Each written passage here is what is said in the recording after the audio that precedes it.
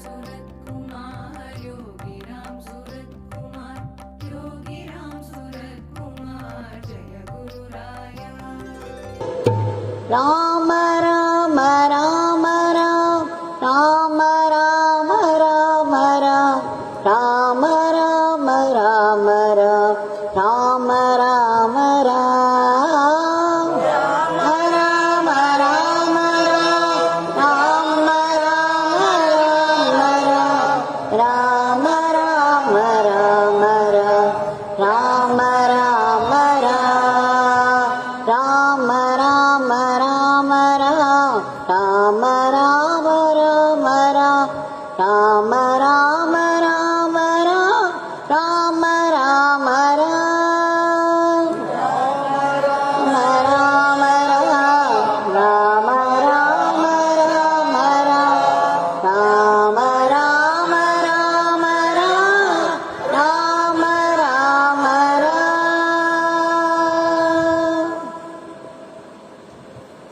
Bhagwan Shri Yogi Ramsuratkumar ki jai. Sarvam Yogi Ramsuratkumar Arhamatu.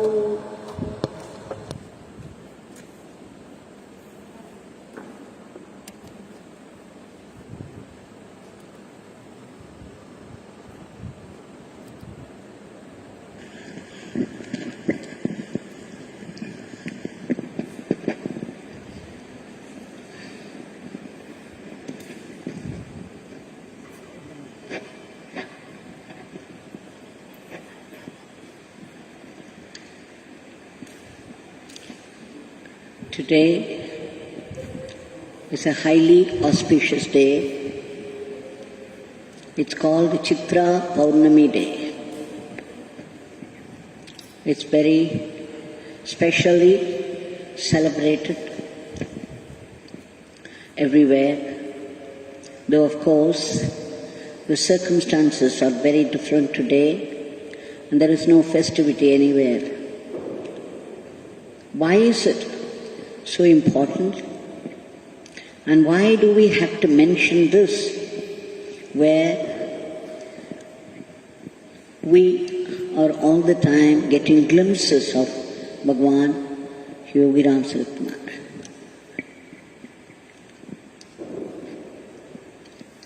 Bhagwan,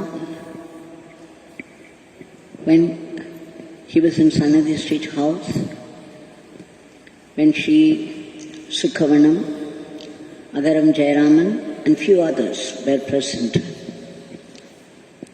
he would talk randomly about different topics. And one day he was saying with a smile, we all have our own accounts. Each one has an account of what he has gone through, what he expects to go through, the events of his life. We have our own calculations and we keep our account. And then Bhagwan smiled again and said, but that is no account. Whatever Chitragupta keeps is our true account, he said. Chitragupta keeps, he is like a superlative computer. No detail of any being escapes his attention. In the superlative computer, everybody's account is maintained, no matter it is billions, trillions, zillions of people and creatures, he still maintains individual account to perfection. So this is what Bhagwan was referring to. What did he mean by that? The story is on Chitra Poornima Day, Chitragupta was born. How was he born? It seems Parvati Devi drew the picture of a beautiful child. And as soon as Lord Shiva saw that, he said, how beautiful.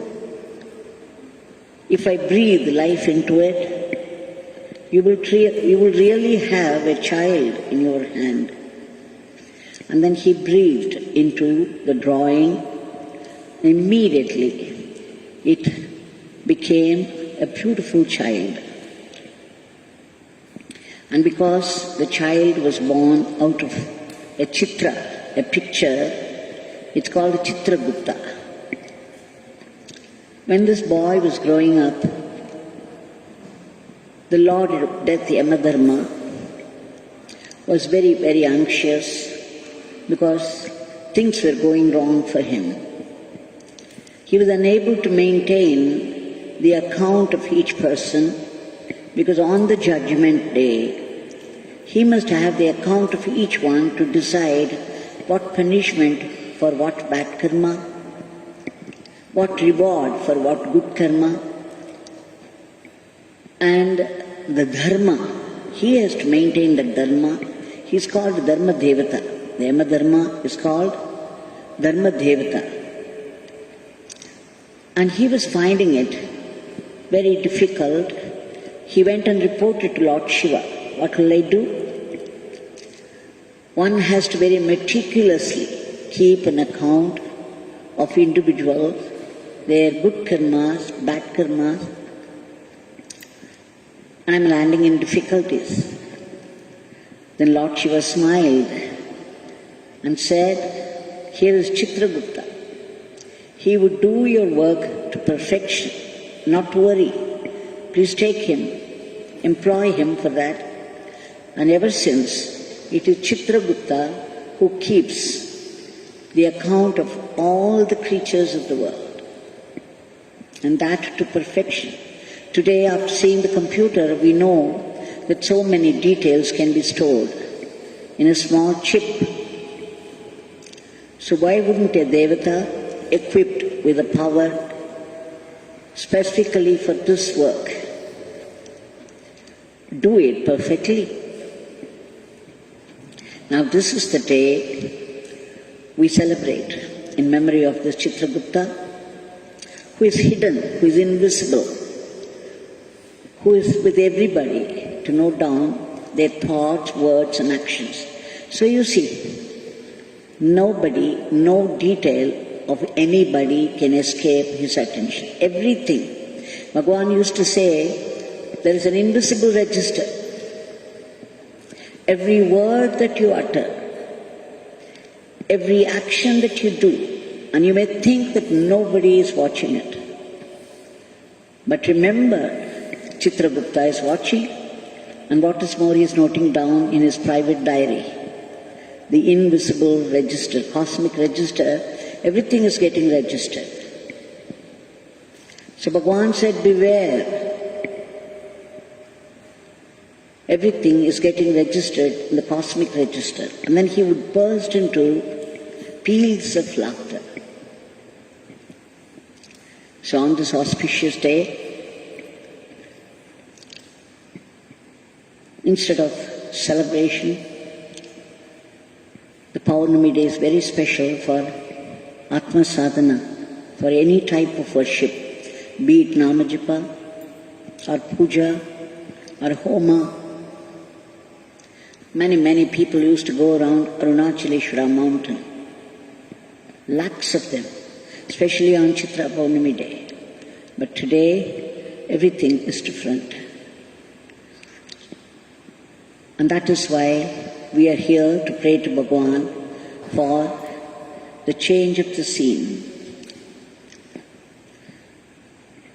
Today has started the new restrictions, and therefore it would be very difficult for many people to keep themselves away from the ashram. People have been regularly coming to the ashram. Unfortunately, they have been asked to keep away. Only the workers of the ashram are allowed to stay to carry on the skeleton work. But then, for those people, probably Bhagwan wants to sharpen their longing. When we visit, when we do something repeatedly every day, it becomes very casual.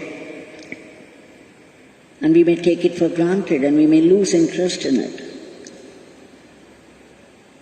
And this is only to increase the longing that probably the situation is created.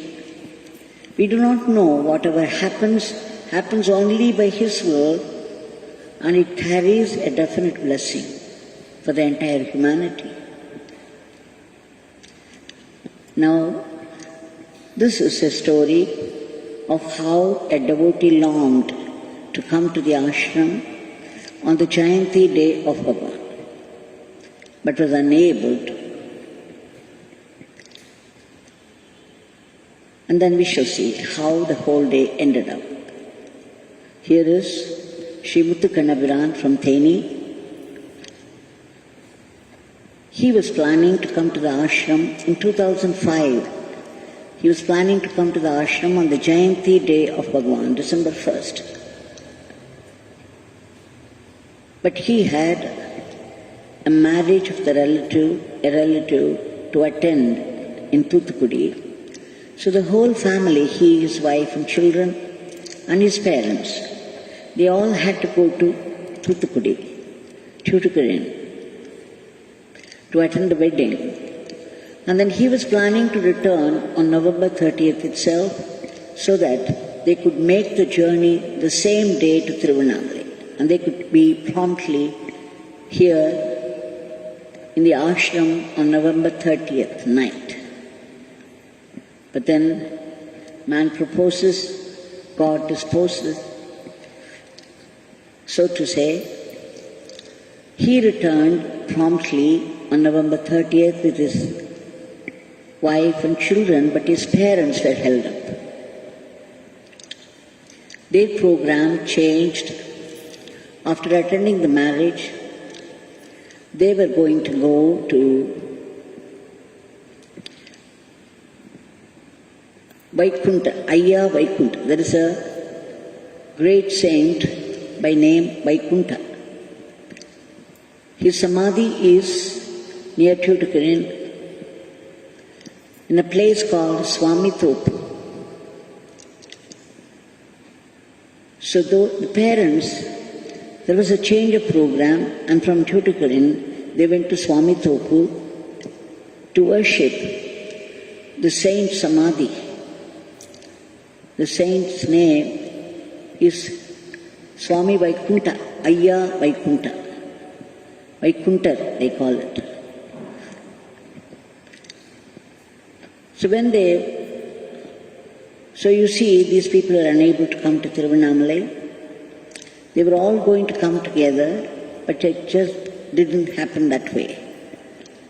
So on the 1st of December, Shri Muthukannapiran had some sweet made for Bhagwan, and then the family people offered it in front of the picture of Bhagwan. They did the puja, but in the mind of Muthukannapiran, there were many, many questions. He so much longed to be here in Tiruvannamalai ashram to attend the Jayanti celebrations, but it didn't happen. So thoughts were racing through his mind. Why should this happen to me? I don't have the luck to come, or I'm not qualified. I don't have the right preparation of mind for this to happen. I don't deserve his darshan on a Jayanti day. Why? Why can't I go there? Previously, when Bhagwan was there in Sanadi Street House, he was so free. The minute he thought he wanted to have darshan of Bhagwan, he would just board a bus and be there promptly in Tiruvannamalai. And how many times he had done it. Now why wouldn't this happen now? Tied down to a family and relationships and problems related to so many issues of life. He's held up, and his heart was broken. He just could not make it. In any case, he made a pact with Bhagwan. He said, Bhagwan, it's okay even if I couldn't come there, but you should be able to come to my place. Please come in the form of a beggar with white beard and your usual attire, under the green turban.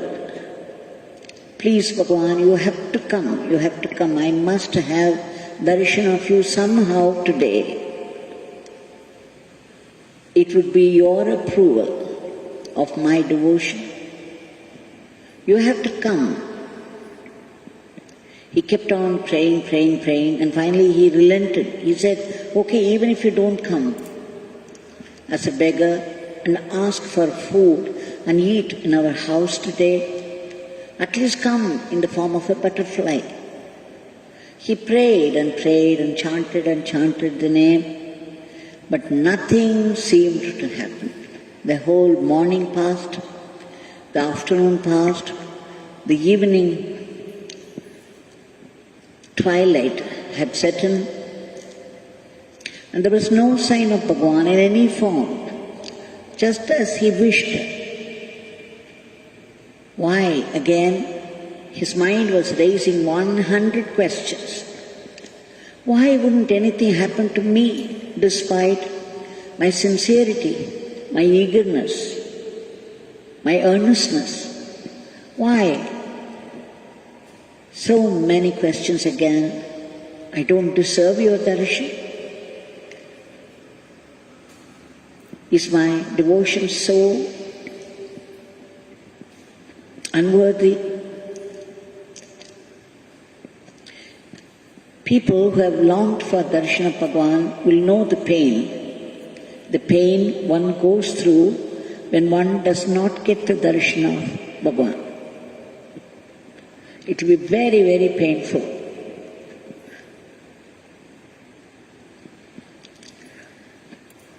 So when the evening set in, there was absolutely no response, no sign from Bhagwan. No beggars came and asked for food just as he wanted. No butterfly either. And there was no other sign. His heart was broken. And then the evening, his parents returned from Swami Topu after worshipping the saint Vaikunta. Surprisingly, they handed over a well-wrapped box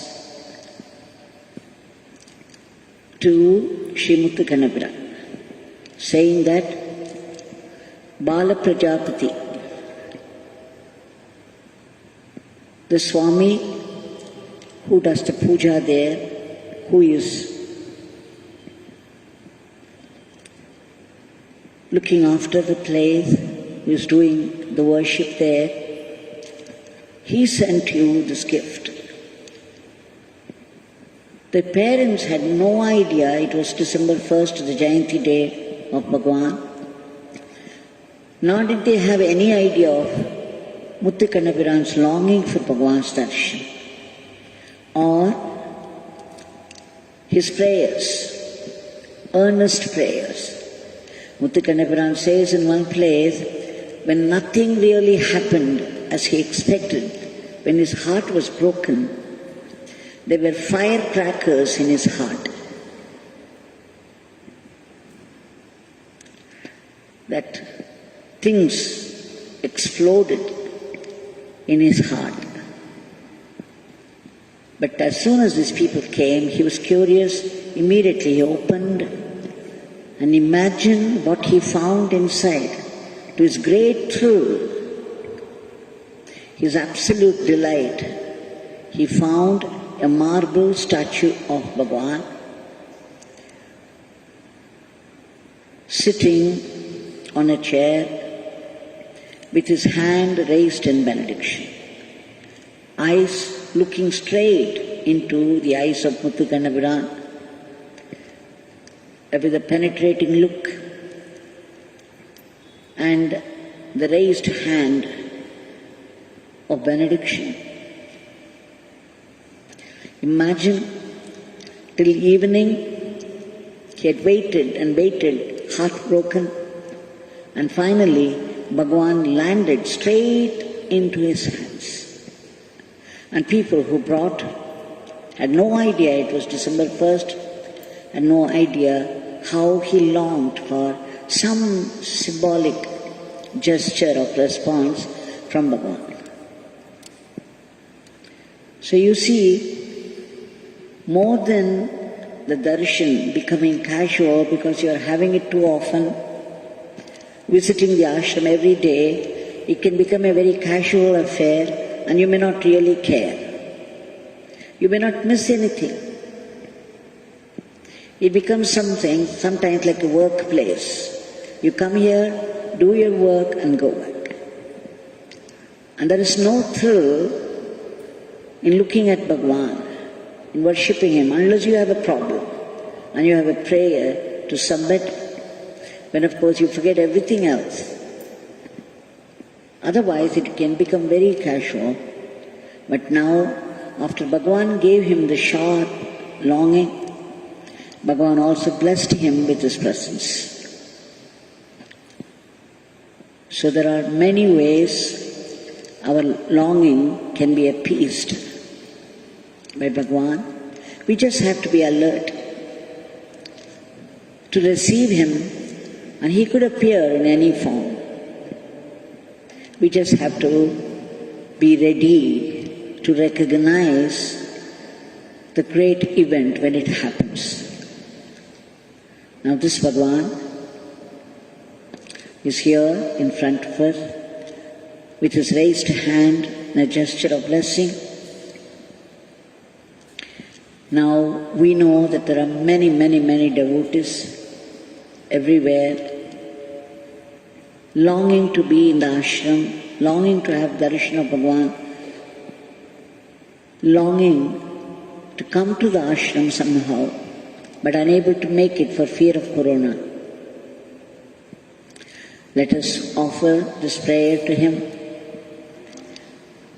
Bhagwan, you are all-pervasive, all-knowing, all-powerful.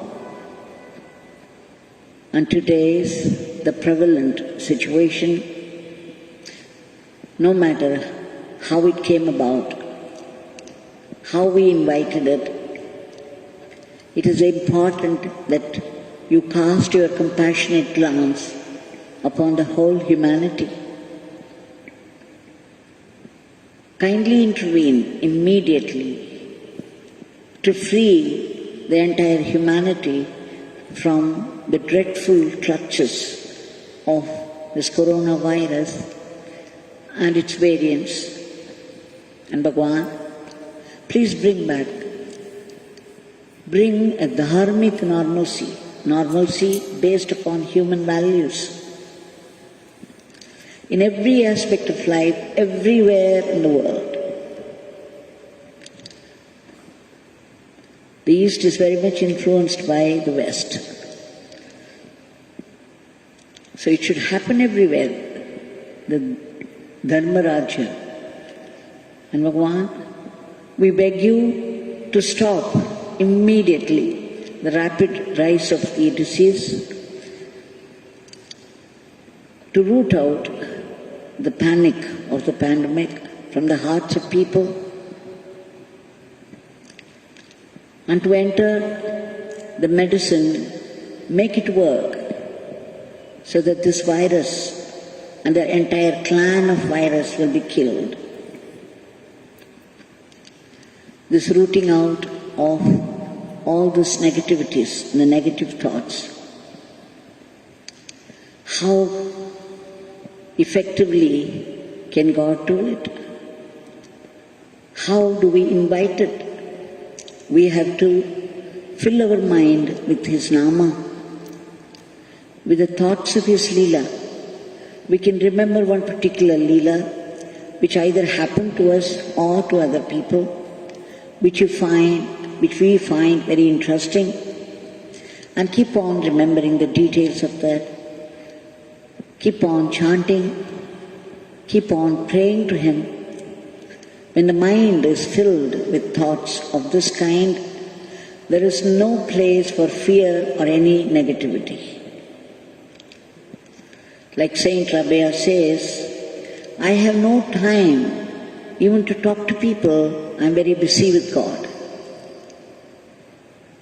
So let us get busy with God so that no negativities can come anywhere near our mind.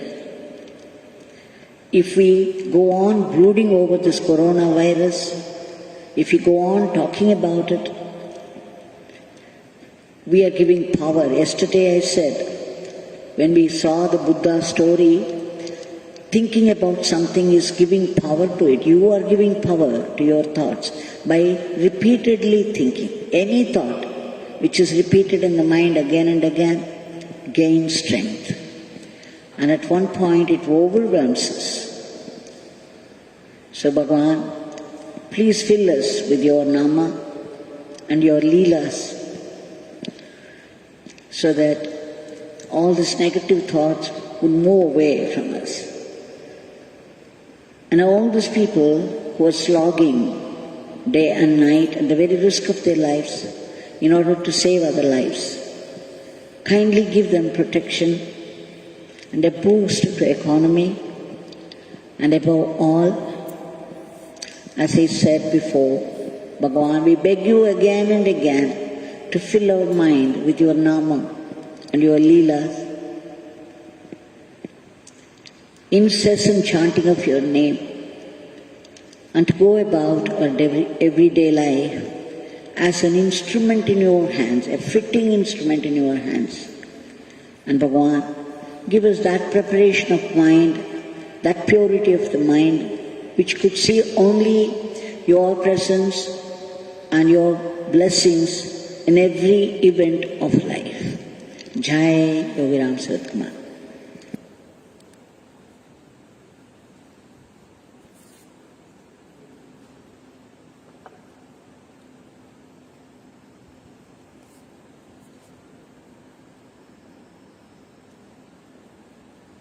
Yogi Ramsuratkumar